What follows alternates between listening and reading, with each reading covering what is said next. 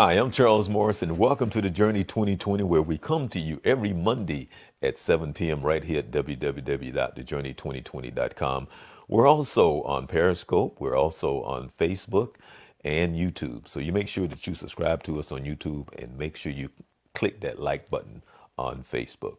And as you know, the Journey 2020, we've been around since 2013. And as my old co-host used to say, Dr. Robertson, the clinical psychologist here in the Orlando area, the journey is from me to you and from you to me so we can reach a higher level. And that's what we try to do here every Monday at 7 p.m. And if you know about the journey, you know the third Monday of every month, we have our sex therapist from Robertson Associates, Dr. Kathy Meeks, where we have a lot of fun here on the third Monday, where we answer some funny questions, but also some serious questions as well. As Dr. Meeks says that her goal in life is to try to bring some normalcy, whatever that means, to our marriages and to our relationships. So that show is a lot of fun. And also the fourth Monday of every month is Haki Nkrumah from Young Fathers of Central Florida. And if you don't know about Young Fathers of Central Florida, he has probably one of the most unique programs in the entire United States of America, where he is mentoring and helping young fathers understand their responsibilities. Young fathers as young as 12 years old. So his clientele is 12 up to about age 27. And so he tried to teach these young fathers what responsibility is. And he does a great job, and throughout his conferences that he have throughout the year, a great success. And I love what God has put on his heart as he does tremendous work here in the Central Florida area like nobody else in the country. So Google Young Fathers of Central Florida, and that is the fourth Monday of every month. Well, on the Journey 2020, if you tune in, you have heard me speak of the upcoming event, which is the 16th annual What's My Anti-Drug Youth Summit. Well, actually this year, for the first time in all the years that I have been doing the summit, that I'm actually doing two summits this year. Normally I do one, but for some odd reason, God put on my heart to do two summits this year. And the year before, we did something very special where we was working with STEM research and surgery. And let me tell you, the feedback that we got, well, I'm here to tell you that I didn't think that we could ever top that. But from robotic surgery to now, we're teaming up with Vision of Flights. And let me tell you, I have with me right now the one and the only Mike McKenzie. Mike, how you doing? Welcome to the Journey 2020. How you doing?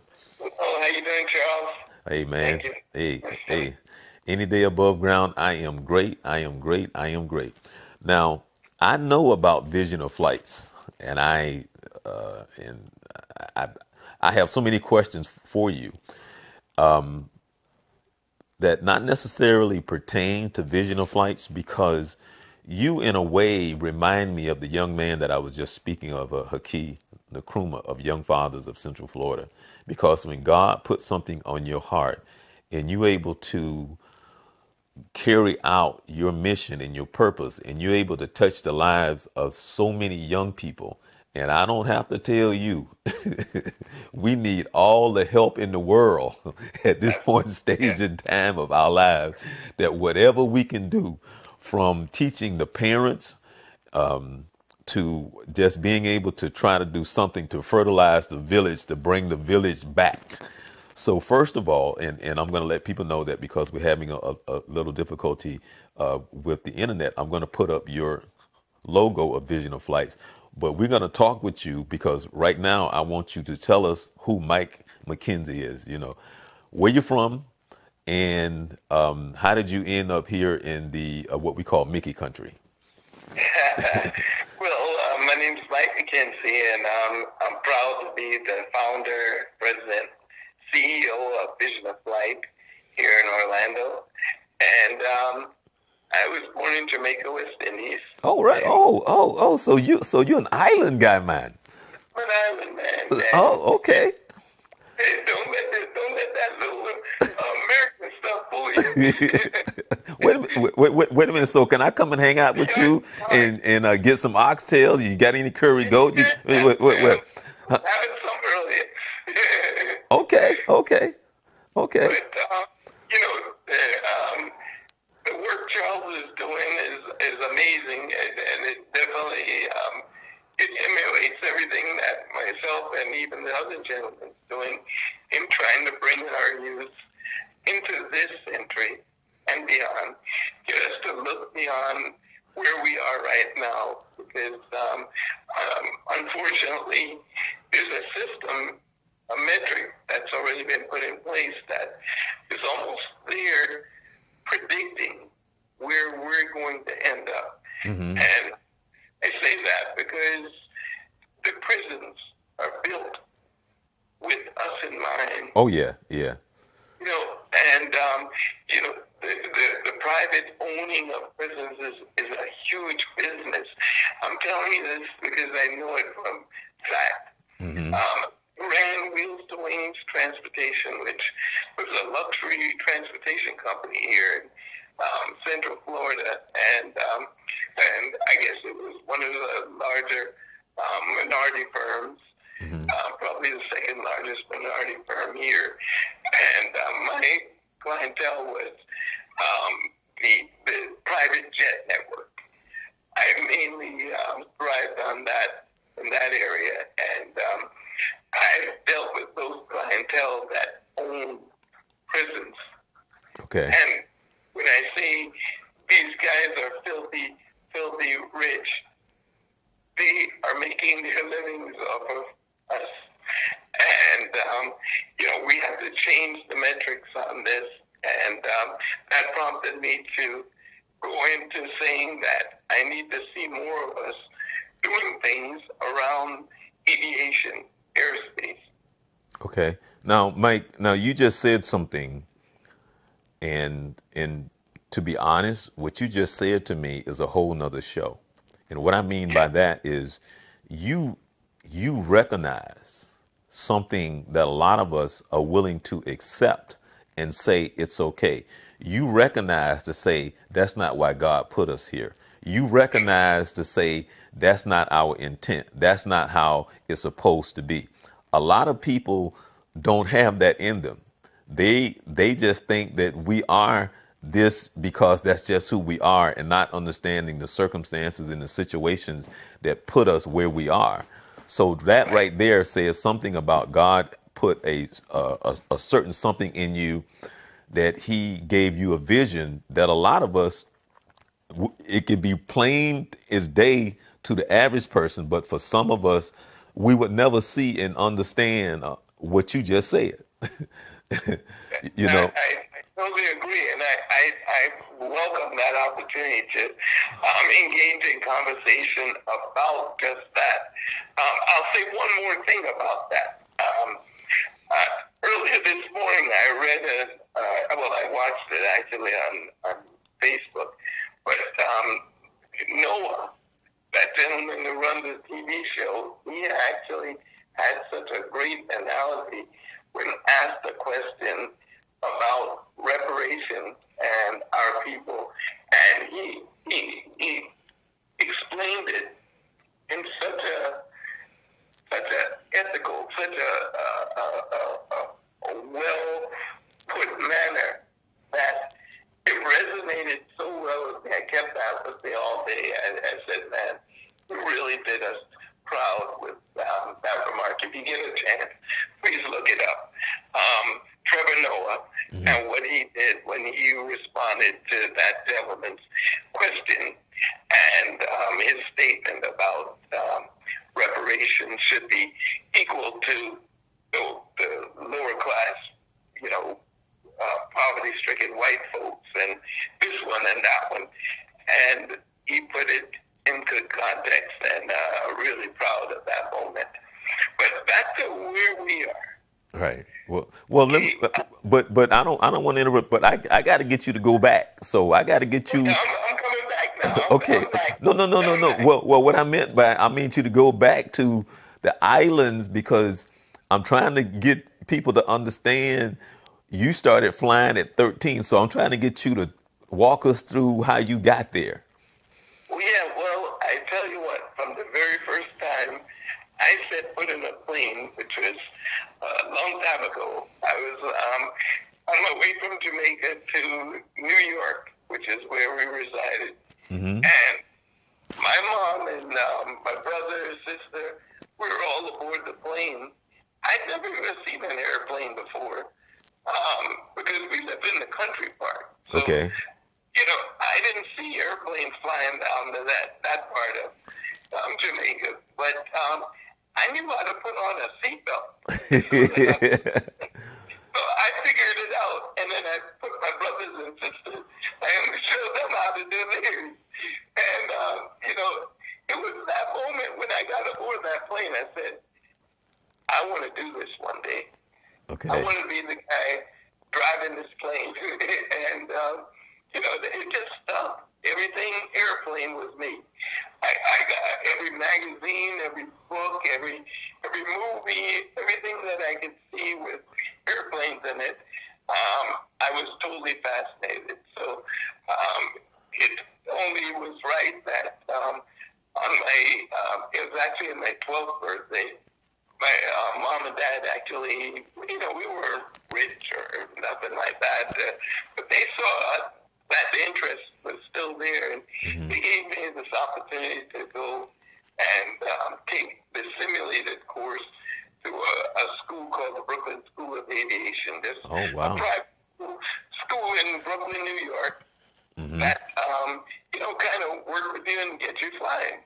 Okay. Well, I mean, it was a little costly, so I couldn't really stay there long, but that was my first introduction. I was still too young to get a license, but they gave me 10 hours of flight simulator and, you know, just an orientation to that.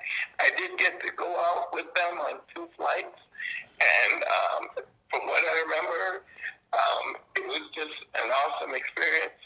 And I had to pick up on it further along when I got, you know, my own money. Mm-hmm. Because, as I said, it was a little too costly a venture for them at that time. I decided that the military was going to be me. I wanted out of Brooklyn. I wanted to, you know, kind of get into aviation. And my original intent was to go to school while in the military. Mm-hmm. And re-enlist, go to OCS, and hopefully get into the aviation pilots program. So, you know, in being there, it was tough aboard that ship. I was on an aircraft carrier, the USS Dwight D. Eisenhower, commissioned that ship. And when I got there, I realized that, you know, I'm not going to be able to sustain studying for college while on the ship and then trying to fly and do everything else. As well as my overall objective changed to where I realized that I'm an entrepreneur. I'm of that spirit. And I realized that kind of early. And, you know, I did my 4 years and I got out. I worked as an air traffic controller in the military. Oh, wow. Wait a minute. Hold on. Wait a minute. Slow down. Slow down for me now. See, I did not know that. Yeah. Now, Yeah. now the funny thing was when I was coming out of high school, I looked into an air traffic control. I don't think, well, I didn't have anybody to, right, to help me get from point A to point B. But help me to understand something because I've always heard this, and even back then when I was right out of high school, that air traffic controllers retire at a very early age. Can you help me out on that? What's it, because it's so Yeah. stressful? What's the deal with that? Help me out with that. Well, you know, air traffic control actually, you know, it was a great opportunity. You know, when I got out of the military, I had the opportunity to jump right into it in the civilian world. But like I said, I was on a different mission.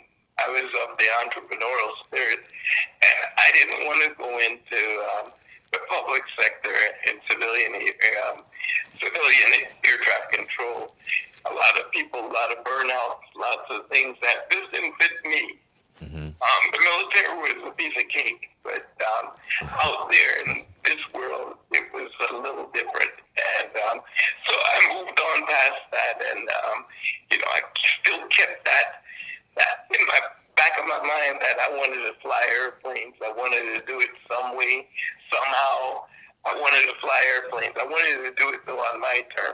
Right. I didn't want to work for the airlines. I didn't want to, necessarily work corporate. I wanted to do it on my terms. Maybe it was that I was going to own my own, jet company or something. But my logic was a little different, and I just kept going down a road that brought me into business, getting one business, getting another business, and it just kind of took off from there. As soon as I got my opportunity back in '84, I completed my private pilot's license and got that out the way. And I'm thankful to say that because of the military, I was able to go to Embry-Riddle and get a 4-year degree in aeronautical science, and as well get my advanced ratings with them.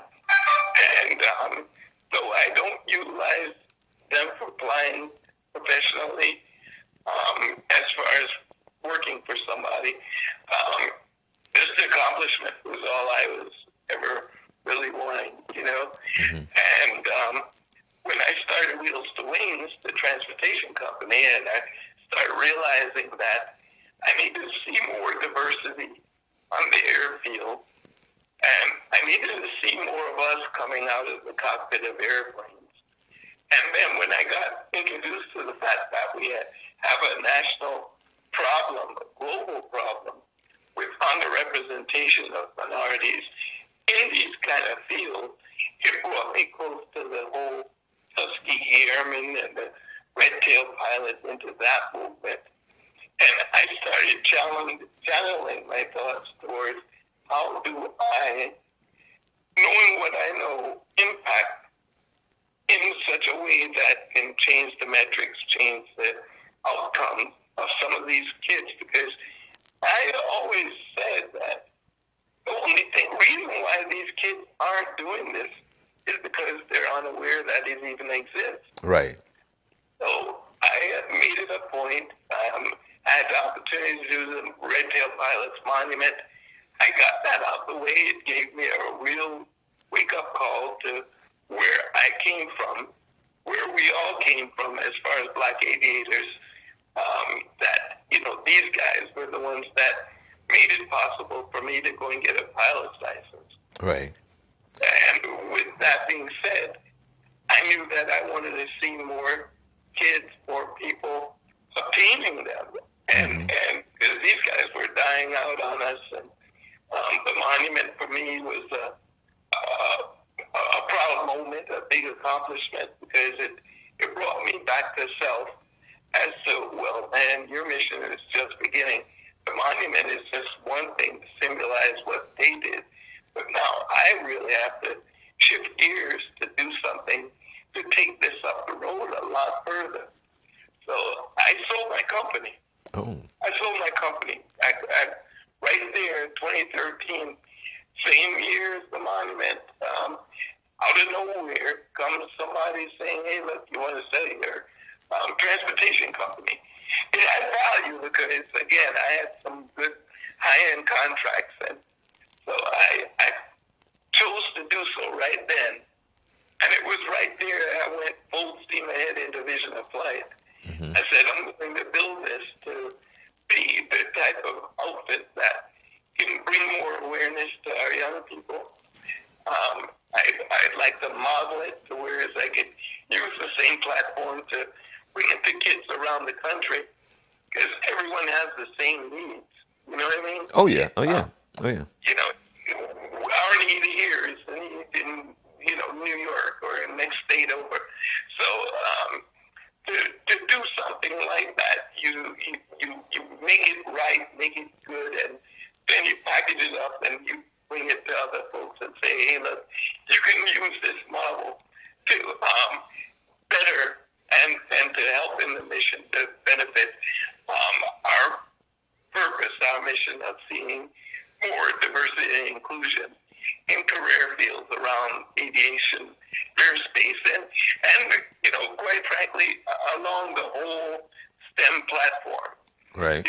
It's every aspect there. We have underrepresentation, and we weren't having a new breed of people thriving moving towards those type of career fields. So we made that our point.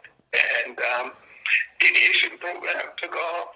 And I'll say this because when you speak about the man upstairs, he put me in every place along that journey at the right time.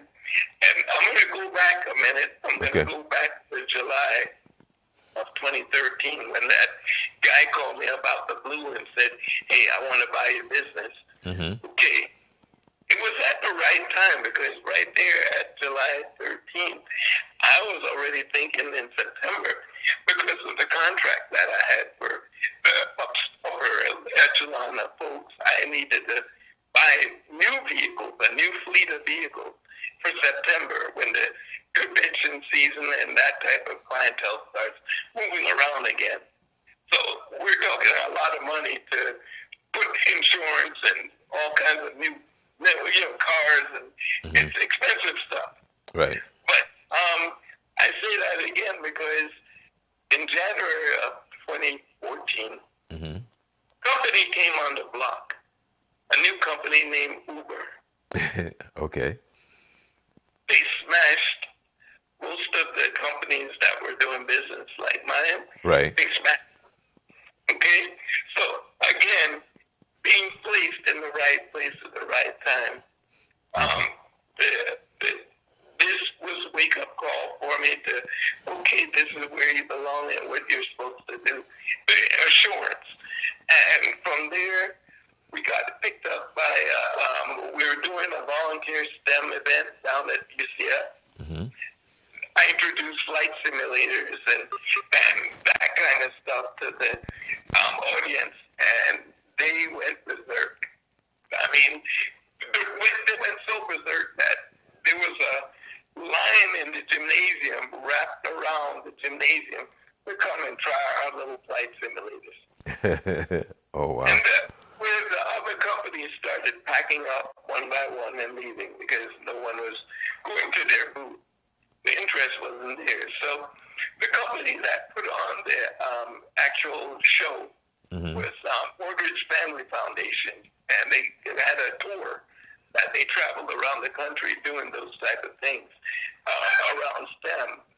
So they sponsored us. They jumped in and said, hey, look, I need to take you on the tour with us, and will you be willing? We'll take care of everything for you. And, of course, we went, and we visited a total of 2.5 years we did that.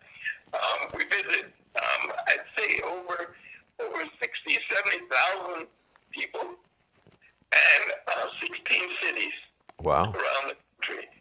And we're showing off flight simulation, the technology around it, VR technology, how to marry the two, how to utilize this for your home training, how to, find more inspired learning out of the common pieces of technology that you have in their household. Like everybody had a computer pretty much, so you making it a useful tool and just and not just a gamer, a game machine. You know what I mean? Right. You were a valuable input, and that took off.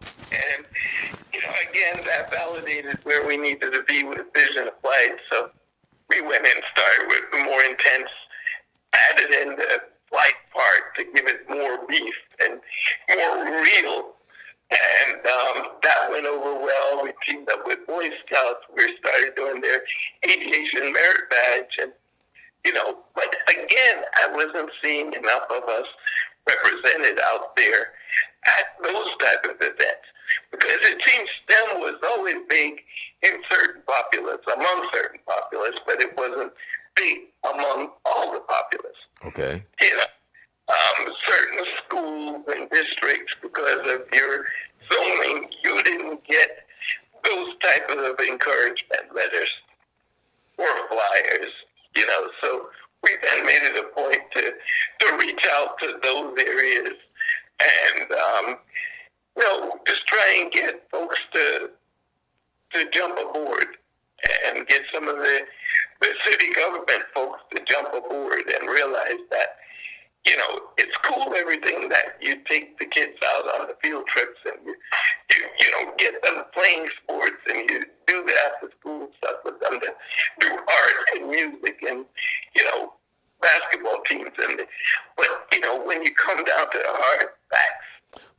But Mike, I don't want to cut you off because see, you just said something, and I wanted to say this for our viewership, and that is I'm speaking with Mike McKenzie, who is a Vision of Flights, and if you're just tuning in, he just said something that was very prominent, and if you didn't catch it earlier, when he said he didn't see a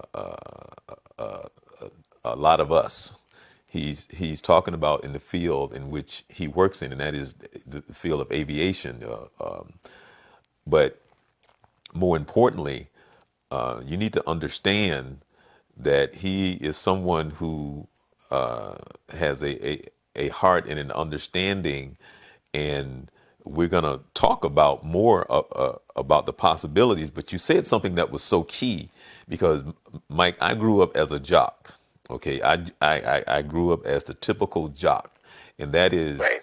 I love sports. My mom got me into sports. All my friends in my neighborhood, we were into sports: basketball, football, baseball. Just being competitive, competing. Now, when you speak on those terms of just being able to, because I've been doing my summit, which we're talking about, for many, many years, going on 16, 17 years, been mentoring kids. And I guarantee you, and you probably have experienced this yourself, and for people out there watching, this is what is so sad sometimes.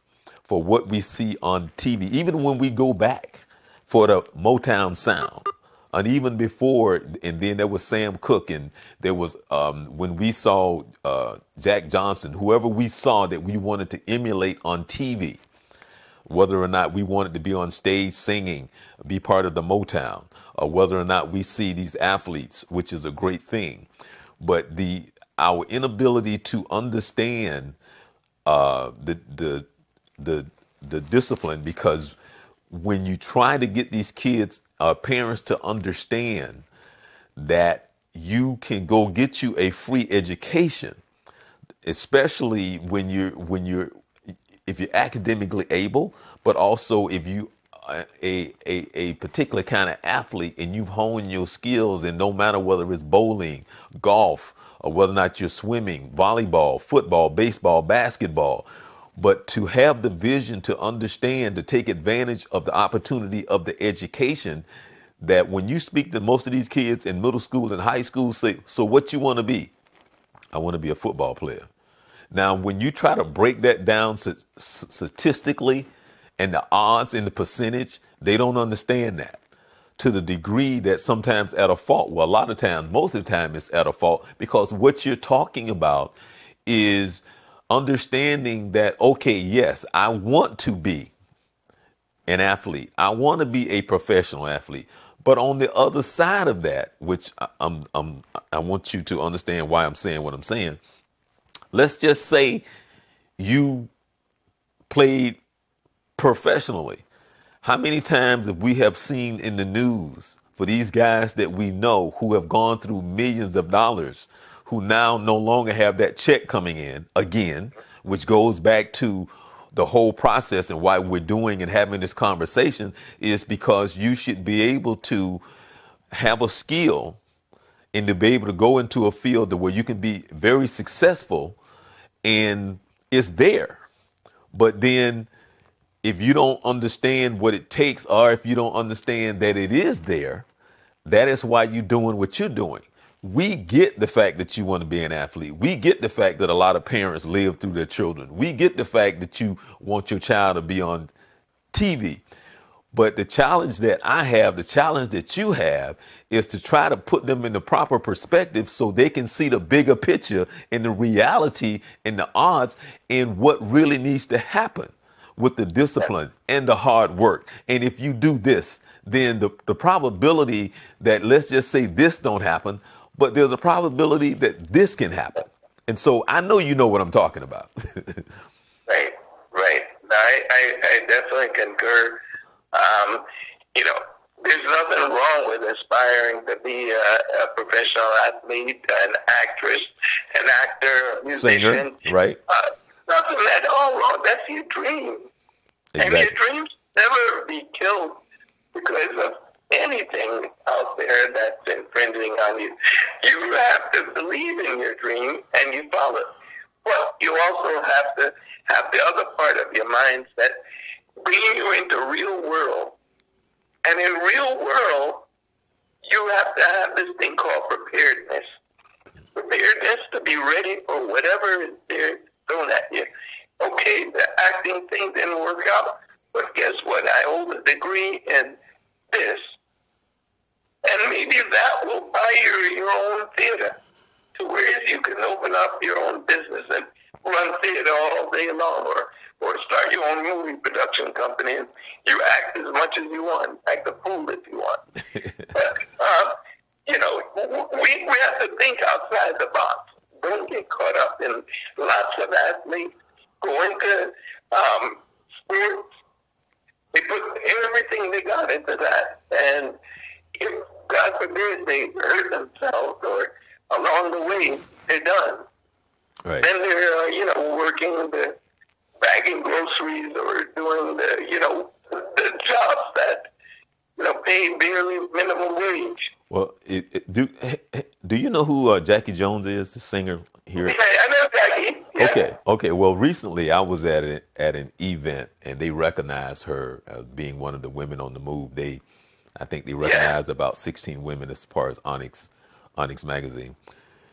And when they was interviewing Jackie Jones, I've been knowing Jackie since 1986 when I used to work at the radio station. Oh, yeah.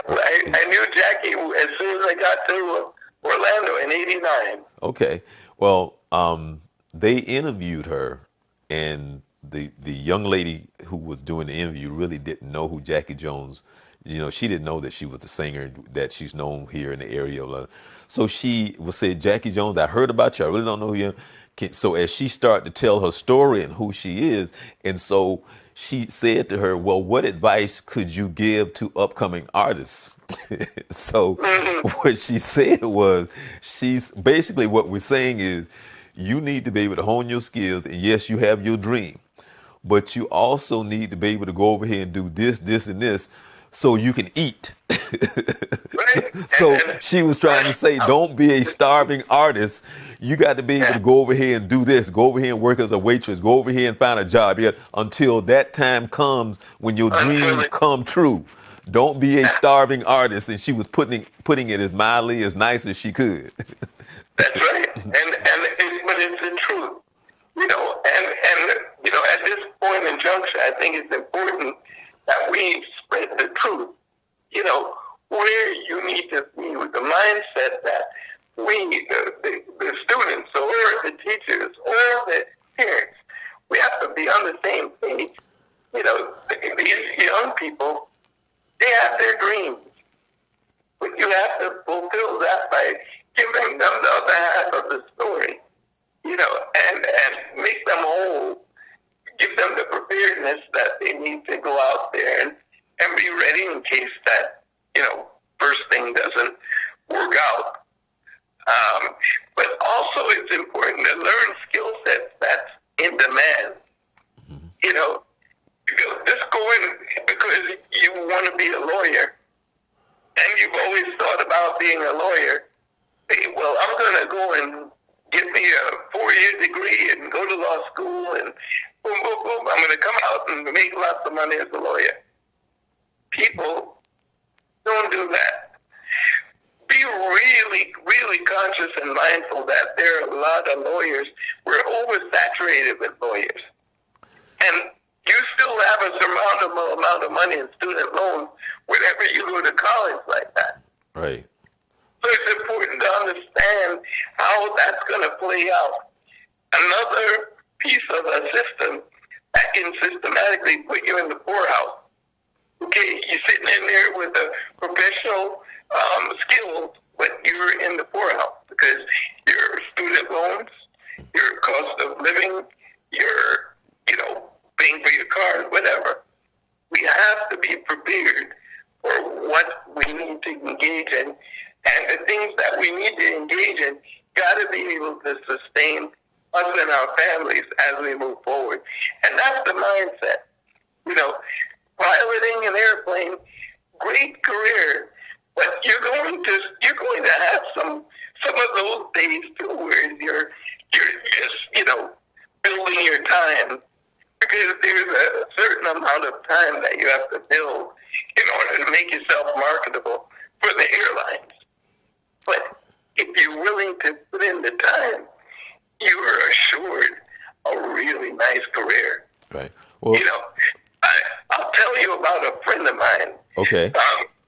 Who I won't mention his name, but he is making $550,000 a year. He flies about maybe 12 days out of the month. Okay. The rest of the time he's enjoying life. Oh, wow. Somewhere in Barbados or somewhere around the world. Okay. This is a career pilot, flying, Airbus 330. Uh-huh. Right. This is what these guys are making. Wow. Well, see, now the funny thing, remember I told you about my friend, because I would love to do a part 2. Yeah. Because I would love to have the both of you guys on at the same time.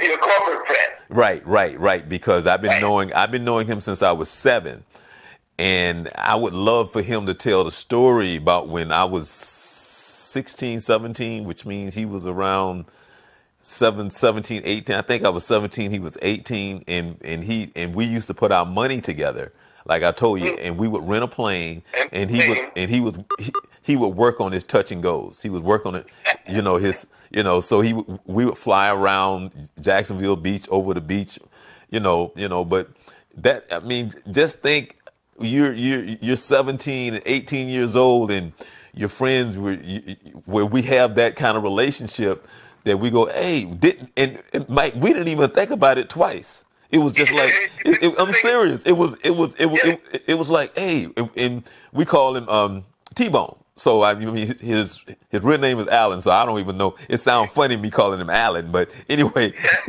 T-Bone, we'd be like, hey, T-Bone want to rent a plane, really? And so, and I guess it was maybe about like $20 a piece for us, because it really wasn't that expensive back then. I don't know how much it is to rent a plane now, but I know we didn't have no money. So for us to be able to put money together, it couldn't have been that expensive.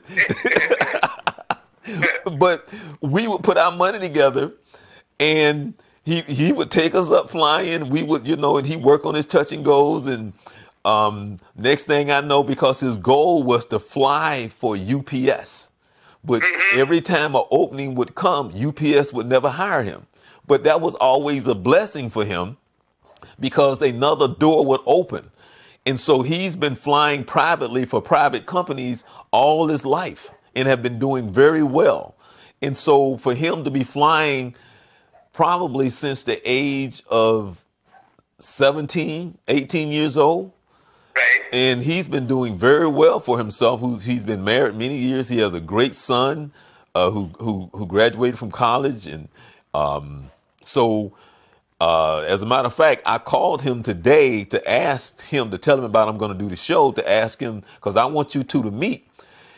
But I would love for you two to come on the show just to talk about that experience, the very first time that you pilot a plane solo by yourself, and what was that like? Oh man, I got a good story on that. So I mean, I can only imagine, for the very first time that you're doing this thing by yourself, and the adrenaline, and what did that feel like? Yeah, well, I'll be glad to share that. So yeah, I look forward to that. I mean, unless you want me to tell them now. Yeah. I mean, we can talk about it again, but yeah. Go ahead. That was one of the questions that I wanted to ask you. Well, I tell you what, I had a female instructor. Okay. Mary Toolville, and we were in New York City. Well, New York, Long Island is where I was flying out of, and I knew I was close to that point, to solo. I knew I was close, and I just felt it. I felt comfortable, Still, of course, you're building confidence is what you're doing most of that time. And she said, let's fly over to Brookhaven Airport, go over there and do some touch and go landings. Brookhaven from Republic Airport, probably, 20-minute flight. So we went on over and, we did about 3 touch and go landings. And on the third one, she said, hey, Mike, you know what? I got to run to the restroom. Just pull up over here. Okay. Okay. So I could run in there. I said, okay, all right, cool. So I pulled up, and I'm getting ready to shut down the airplane. She said, oh, no, don't shut it down. I'm just going to get out right here. Just keep it going. And she said, I said, okay, I'll be here this Olin breaks. She said, no, take the airplane up for a couple of laps. And she said, go and do a couple of landings and take off by yourself. now, quickly, wait a minute. Now, I can only imagine what. Eyeballs done got really big, man. What? And that look on my face, and it was like that nervous energy, man. Right. I'm like, you mean this is it? This is it. This is my name. And she said, yes, going good. And I went on out there, did my 3 takeoffs and landings, and came back, man, beaming with this look. I can feel it, man. Just telling you about it, I'm getting goosebumps because I remember it. And that. As soon as I got back, she had a scissor waiting in her hand. Uh-huh. And it just happened that I had on a T-shirt that I had from when I was on the aircraft carrier, the Eisenhower, and it had a little logo emblem inside. That USS Dwight D. Eisenhower. Right. And that piece out of that shirt, man. And I didn't know quite about the ritual, as far as when you solo, they cut a piece of whatever you're wearing, right, and they put it into a frame against, and give it to you. Right. But that was what that was all about, man. And I tell you what, I was on top of the world. I was on top of the world.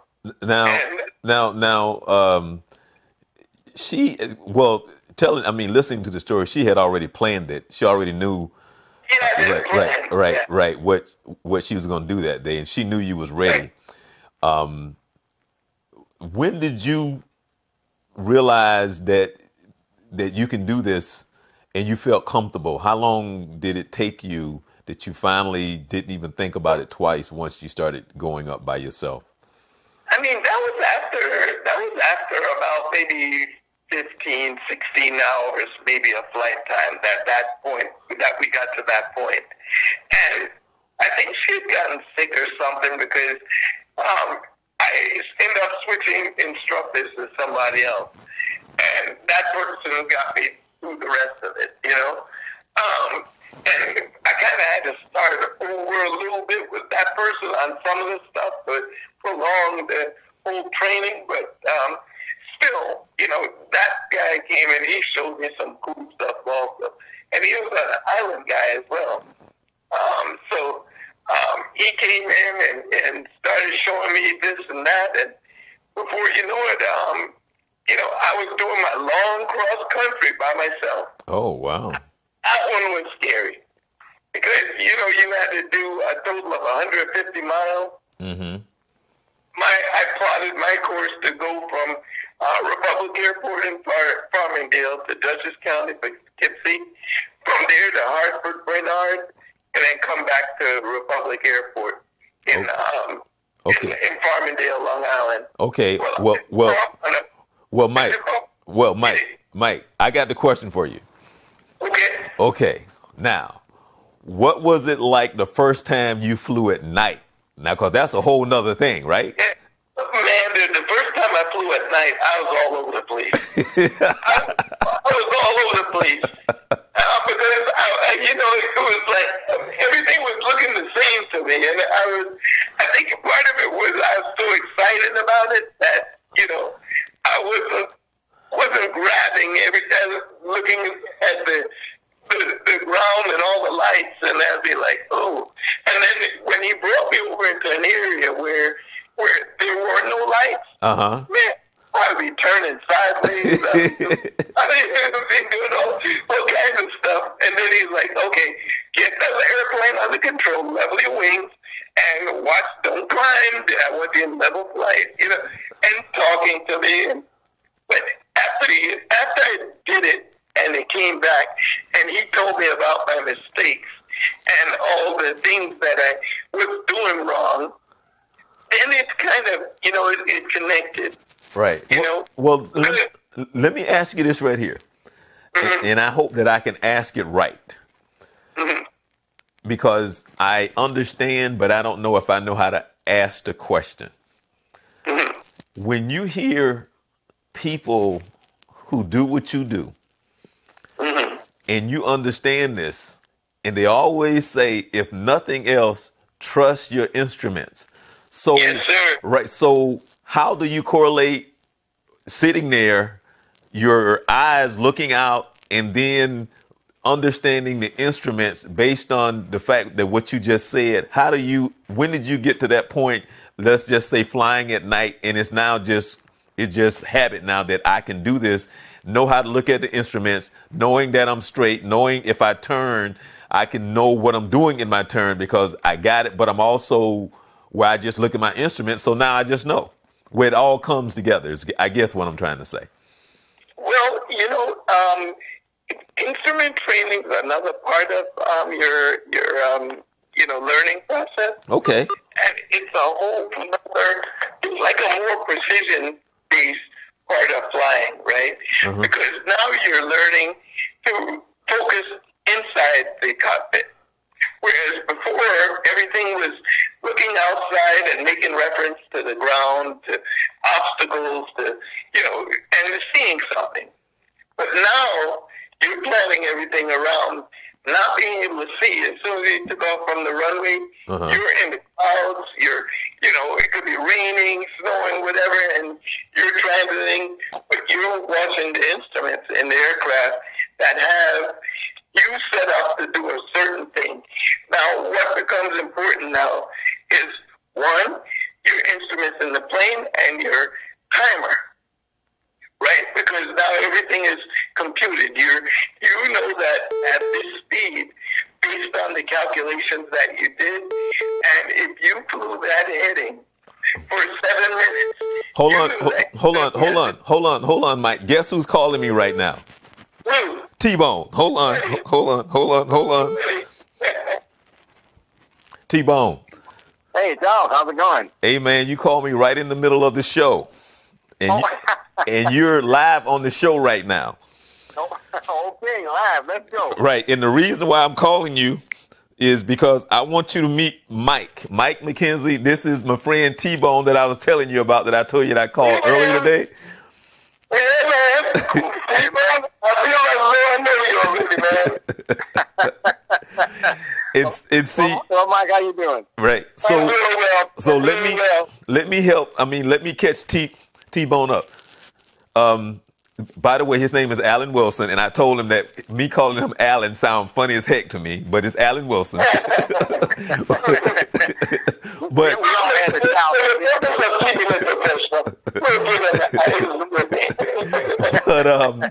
but Mike has a program called Vision of Flights where he teach young kids how to fly. Okay. And so I was telling him that I wanted you to come on the show with him, probably do a part 2, but we're going to try to make this work right now because I told him I called you earlier today and you text me, say, hey, can I call you back later? So I didn't know if you was out of town. I didn't know if you was in mid-flight. I didn't know where you were. I was actually on a trip and I was in the Bahamas. Oh, right. And so I was telling him about back when we was like 16, 17 years old, when we would put money together, you would rent the plane and we would go and you would work on your touch and goes and you would fly us around Jacksonville Beach and stuff like that, and how cool that was at 17 years old. Man, that's what it's all about. Right. And so I was sharing that with him, but he was at this point, and I kind of cut him off because I was asking him about the first time that he went solo by himself, and I asked him, oh, okay, what it was like to fly at night for the very first time. And so that's where he was. So I'm going to let you finish that, Mike, and I got a question for T-Bone when you finish answering that question. Okay. So what my very first night flight was a little shaky for me. I remember again airplanes being all over the place because the instructor, he brought me in an area that I was familiar with. Then he took me out of there and had me go over to another area and had no lights. So I couldn't really ground, and I was not paying attention to the instruments as much. So that's just to give me that valuable lesson that you have to constantly be in check and know where you are. So that was a really good learning experience from that one. Now, Mike, I don't know if you noticed, but he chuckled when he said no, when you said no light. So he kind of laughed at that. So I guess he's kind of relating to something there. That reminds me. I have a similar situation to talk about. That reminds me when I first started learning to instrument fly. Right. My instructor carried me out and pointed me straight east over the ocean where at night, obviously, there are no lights, so you have to rely on the instruments because there's no horizon or sky or anything to rely on. That's it. When I went and I did my first that long cross country, so I planned it perfect, normal morning, beautiful morning in Long Island, New York. Long Island is, you've probably been up there with, it's an island. Water on both sides. You have the Sound, and then you have the Atlantic Ocean.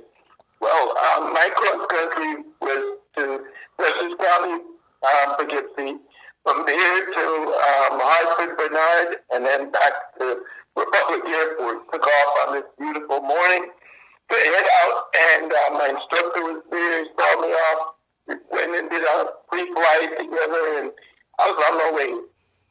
I got midway between the Sound, midway over Long Island Sound, and ground fog rose up on me and engulfed me in ground fog. It just rose with, I was totally into. Wow. And now all I can do is kind of go back to my military days, talking from the LSO platform and telling the, pilot, we're talking to them and we're telling them that, don't look outside, trust the instrument. Get there. Right. The management, contact New York Approach, let them know you're a student pilot. And I'm just constantly talking to myself. And I remember a couple of times when I was talking to New York Approach, they gave me a radar steer is what they gave me. Where I just squawk a certain code in a transponder and then ident. And then what that does, Charles sends a big blip on their radar screen. That's called a DF steer. Right. So, and when they gave me that, he was able to positively identify my aircraft and know that it was me. So now here I am, thinking that I'm, getting everything, and he tells me, okay, you're going to hear some loud, jet engines going above, but don't worry, he's way past you. And, because I'm in New York, we were in 3 different terminal control areas. We had LaGuardia, Kennedy, and Newark all around, but we also had Republic, Iceland, everything, lots of congestion there. So, and I'm going over into the mountains, which is a high elevation. So, talk about a scary and sweating profusely. That was me, the guy from Airplane, the movie. And, somewhere at some point, I remember the guy at the center saying, okay, level your wings, take your wings. It was like a 45-degree bank. We never forget. I dropped me. That out the window. They got me there. We got down on the ground. I had to come down through the soup to land in Dutchess County, which was an upper elevation from where I took off from. But I remember him telling me, he said, like, don't worry, we're going to get you through this. And I knew I had to descend below 1,500 feet to see, the runway. And he lined me up perfectly on that for a straight end. And as I was coming down, he said, okay, runway should come visible anytime now. And boom, when I saw those lights, man, let me tell you, I just knew I knew I did it then. So that was one of my special moments. I'll never forget it. Yeah. Now, That's pretty good. Right. Hey, T-Bone, now, I knew about the plane that we used to rent. When is it, and what transpired for you going from there to learning to fly the jets? Because you now fly a jet. And, yeah, I'm now flying on corporate jets. Right. But well, actually, after I was flying the small airplanes, I wanted to get a job flying corporate jets. Right. And I was telling him because I remember going back and that you wanted at one point to fly for UPS. I mean, I remember you saying that you wanted to fly. Right. Yeah. Well, actually, UPS and FedEx at the time were not hiring, but I tried for United Airlines. I went through both interviews. They give you 2 interviews. Then they let you know if you're gonna get the job. They let you know if you're gonna have the job. But what happened at that particular time, right at that time, when I was looking for the yes or no, United started laying off. So I got a little nervous about the airline. So then I decided to go corporate, and I just stuck with corporate. So I've been a corporate pilot for 34 years now. Wow, man. Right. That's a really good story, man. I'm gonna have you come and tell some of these young Yes. He would be great, Mike. He would be great. Seriously. Well, that's the kind of stories that they need to hear, because the ones where the parents are wealthy and they sent me to Embry-Riddle and I would, that's great, but I want the stories that are more down to earth, because it more resonates with the kids who are coming out from. Well, see, the thing with T-Bone, when somebody said, I don't know, and it had to be Crow, well, Daniel. Let me say Daniel, because we call him Crow, but let me say Daniel. And so he said, T-Bone flying, but it wasn't like it. But see, it wasn't like really. That was kind of like, that's T-Bone. That's what T-Bone would be doing. It wasn't surprising. It wasn't like, really? Oh, what? A black man flying a plane? It was just kind of like, yeah, well, that sounds like something that T-Bone would be doing. And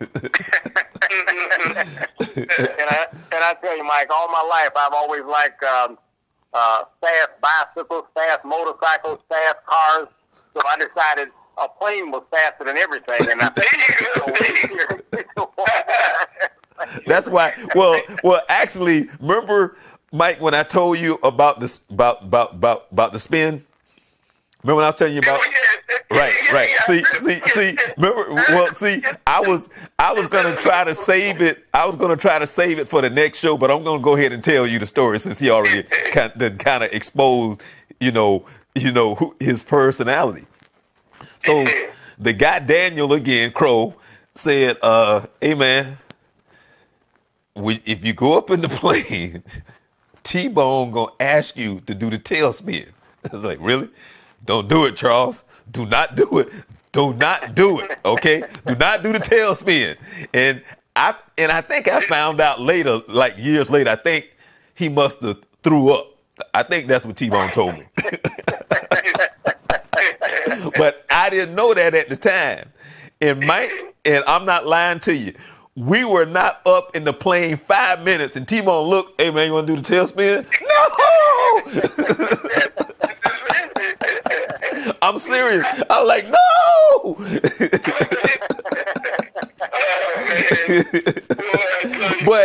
But what I'm saying is that's him. He would go, and I know if I had said yes, T-Bone would still be doing a tailspin to this day. So what kind of equipment you flying, T-Bone? Well, right now I'm flying a corporate jet. I'm flying a Cessna Citation CJ4. Oh, okay, CJ4, cool, man, cool. Yep. Nice little airplane, man. Yeah. Yep, it is nice. I'm flying it. Basically, today I flew a single pilot. But okay. Pilot that flies with me sometimes. Yeah, because that's a single pilot. Some of them, anyway, you can do that as a single pilot operation unless they require you. The company wants you to have two pilots. Right. Yeah. I'm certified single pilot in that airplane. Oh, okay, cool, man. That's all right, man. That's all right. And you went into Bahamas? What part? I went into a little island called Chubby. It's about maybe 35 miles northwest of Nassau. Oh, okay. It's a little private island. Yeah.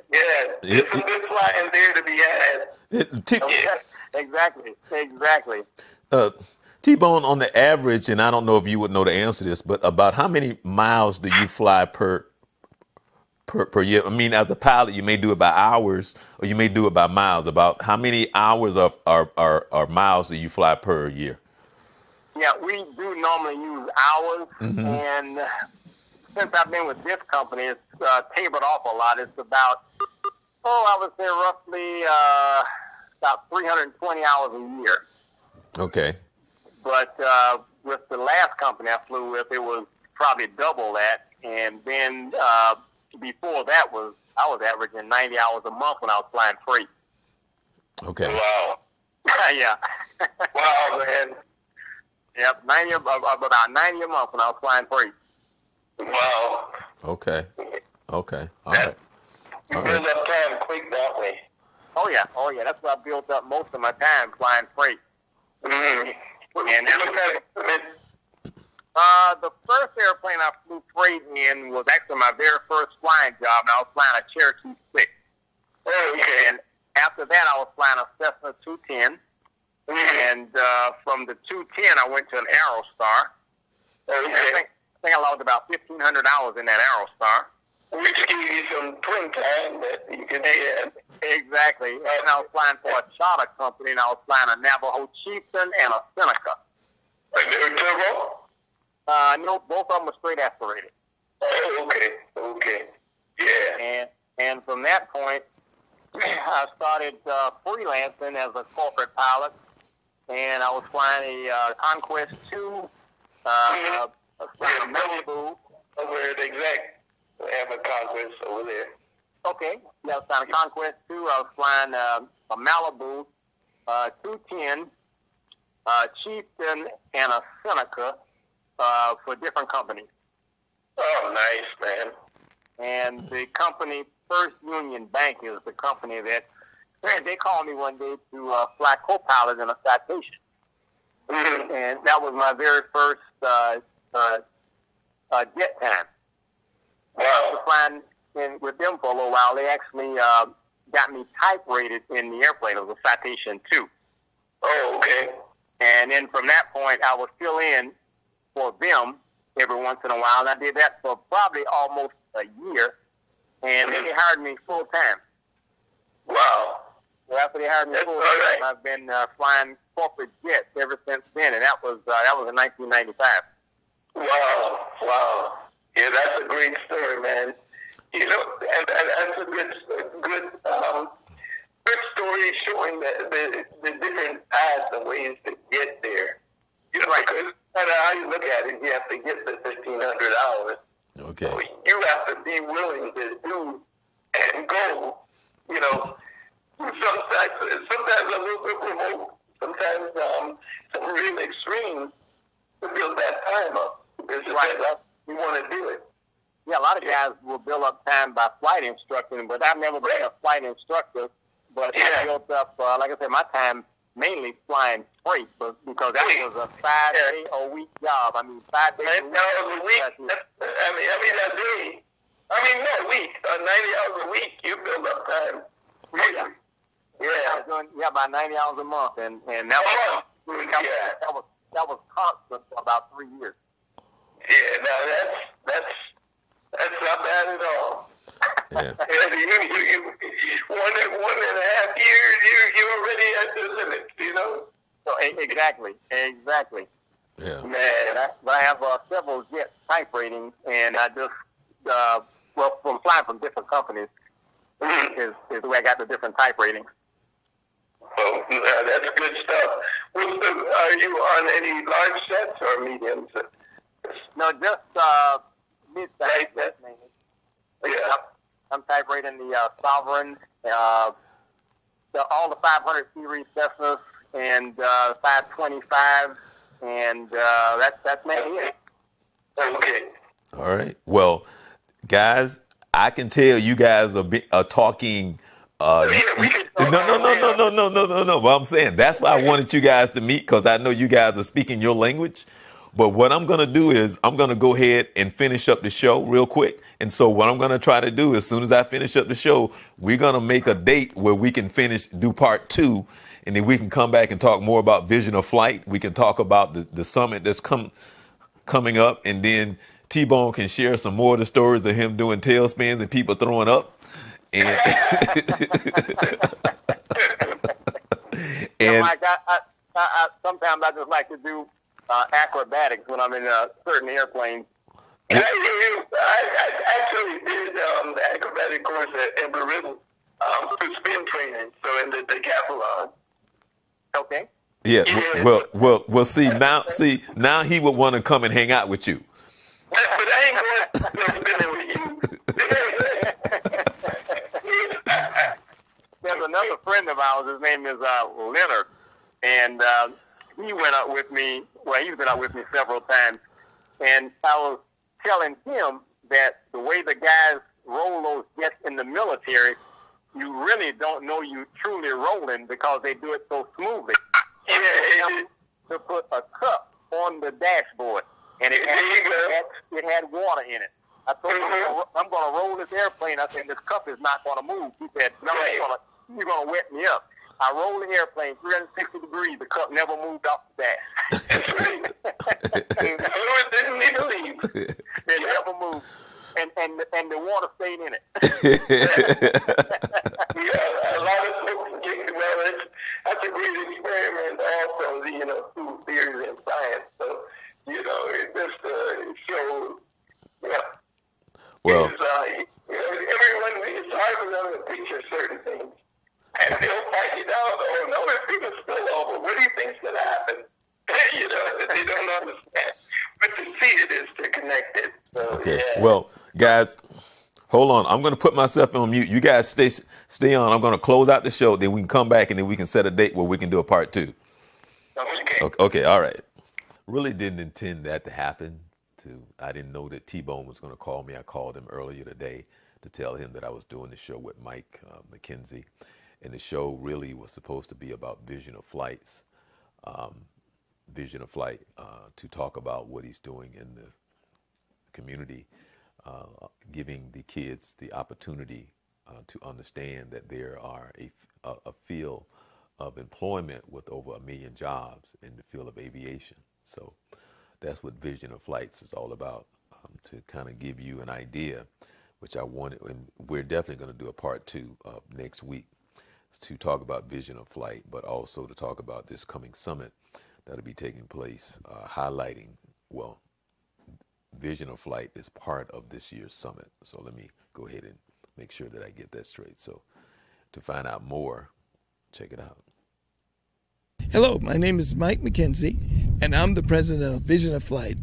We're an aviation awareness program here in Central Florida that introduces the youth of our communities to the possibilities that exist for them in aviation and airspace. This unique program teaches kids and brings them into an actual environment to where they can learn, comprehend, and hopefully passion towards some of the great possibilities and careers that exist in aviation and airspace. As you know, we have great needs in our country, plenishing the infrastructure for our professionals. Here's where it begins. To find out more about Vision of Flight and what our program offers, our dates and activities, please visit visionofflight.org. We thank you and we welcome your support. And how cool is that? And so my point of what I was trying to say is that this year the What's My Anti-Drug, the annual 16th annual What's My Anti-Drug Use Summit is taking place on May 18th and May 25th. So that's because I got one coming up in July, which is July 13th. So with that being said, I am just happy to say this is the other promo that is talking more about the summit and Vision of Flight in conjunction with the Youth Summit. Hi, I'm Charles Morris, and I have with me Mike McKenzie, and we want to invite you to the 16th annual What's My Anti-Drug Youth Summit. And this year, it's going to be even more special because I have the man right here with me, and he's here to tell us more about Vision of Flights and what's going to be taking place on May 18th. So you need to listen up and check it out. Mike, what's going on May 18th? Well, May 18th, we're going to introduce Vision of Flight to the community, and we're going to introduce it through your program. Okay. Because where we stand now, we need to get as many of our young people involved in the professions of aviation and airspace. There's a need for over 1 million personnel, career fields that are just outstanding, from pilots, mechanics, engineers. I mean, every profession you can imagine. And we need to make sure there's ample diversity and inclusion in every one of those positions and career fields. So we're inviting you to come out and learn for yourself, see for yourself that aviation offers bright futures to every young person out here in Central Florida. Okay, now you heard it from the man himself, and I just want to ask real quick, how long you been flying? I've been flying. You're trying to tell my age. I've been flying since I was 13 years old. Actually, yeah, right at 13 I started flying. Alrighty then. Well, listen, it is the 16th annual What's My Anti-Drug Youth Summit. It's going to take place May 18th and May 25th. On the 25th, we're going to be right out here at the Orlando Executive Airport, and the kids are going to be able to get into a plane? They're going to get into a plane with an instructor and actually take control of their destiny. How about that? Alrighty then, right here at the Orlando Executive Airport. You got to sign up. We're asking for you, the parents, the kids, to come on out because you're going to learn about the wonderful world of aviation. You heard it from the man right here who's been flying ever since he was 13 years old. So it's the 16th annual What's My Anti-Drug Youth Summit taking place May 18th and May 25th. Make sure you sign up. Limited space available.